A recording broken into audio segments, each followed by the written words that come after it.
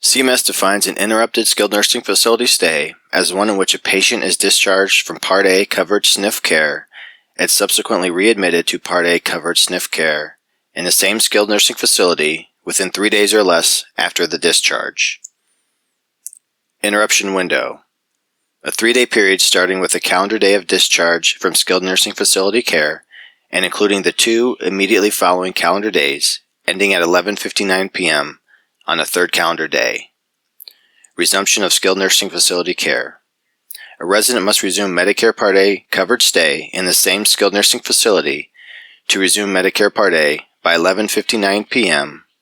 of the end of the third calendar day after their Part A covered stay ended.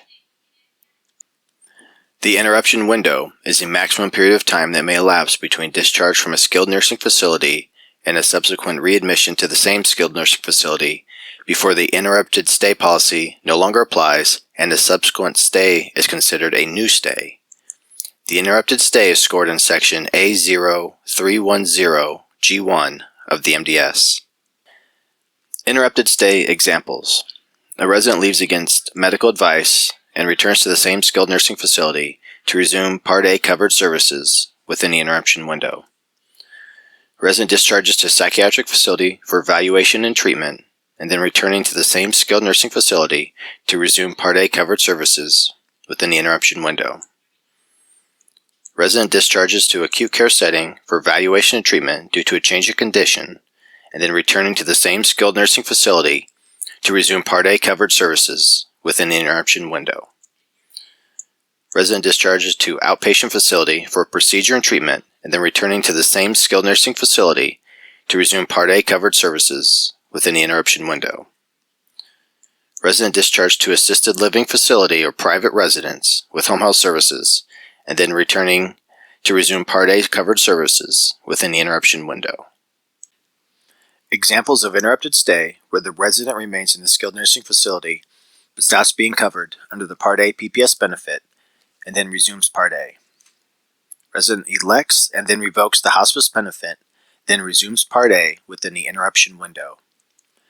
Resident refuses to participate in rehabilitation with no other daily skilled need, then decides to engage in planned rehabilitation, resuming Part A coverage within the interruption window.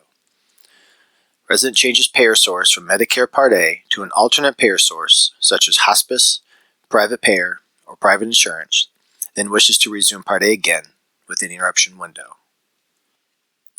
When the stay is considered interrupted, both the assessment schedule and the variable per diem payment schedule continue from the point just prior to discharge. When the stay is not considered interrupted, both the assessment schedule and the variable per diem rate reset to day 1, as this would be considered a new stay. A new 5-day PPS assessment is not required in the case of an interrupted stay that meets the criteria defined by the interrupted stay policy, as this is considered a continuation of the previous stay. In this case, providers are not required to complete an evaluation for the purposes of PPS payment upon the patient's readmission after an interrupted stay. Interrupted stay case number 1. Colonel Mustard is discharged from Medicare Part A. He remains in the facility and resumes Part A within the 3-day interruption window. This is considered an interrupted stay. No Part A PPS discharge or OBRA discharge is completed, as this is considered a continuation of his stay. Interrupted stay case number 2. Mrs. Peacock is discharged from Medicare Part A. She leaves the facility and resumes Part A within the 3-day interruption window. This is considered an interrupted stay. Only an OBRA discharge is required. An entry tracking record is required upon re-entry, but no 5-day is required, as this is considered a continuation of her stay. Interrupted stay case number 3. Professor Plum is discharged from Medicare Part A. He remains in the facility and resumes Part A after the 3-day interruption window. This is not considered an interrupted stay, and a Medicare Part A PPS discharge is required. A 5-day assessment is required as long as the resumption of Medicare Part A occurs within the 30-day window allowed by Medicare. Interrupted stay, case number 4. Ms. Scarlett is discharged from Medicare Part A. She leaves the facility and does not resume Medicare Part A within the 3-day interruption window. This is not considered an interrupted stay. A Part A PPS discharge and OBRA discharge are both required and may be combined. Any return to the facility in this instance would be considered a new entry. That means an entry tracking record, OBRA admission, and/or 5-day assessment would be required. Key interrupted stay components. The interrupted stay is defined as a 3-day period starting with the calendar day of discharge from Medicare Part A. Residents must resume Medicare Part A coverage stay in the same skilled nursing facility.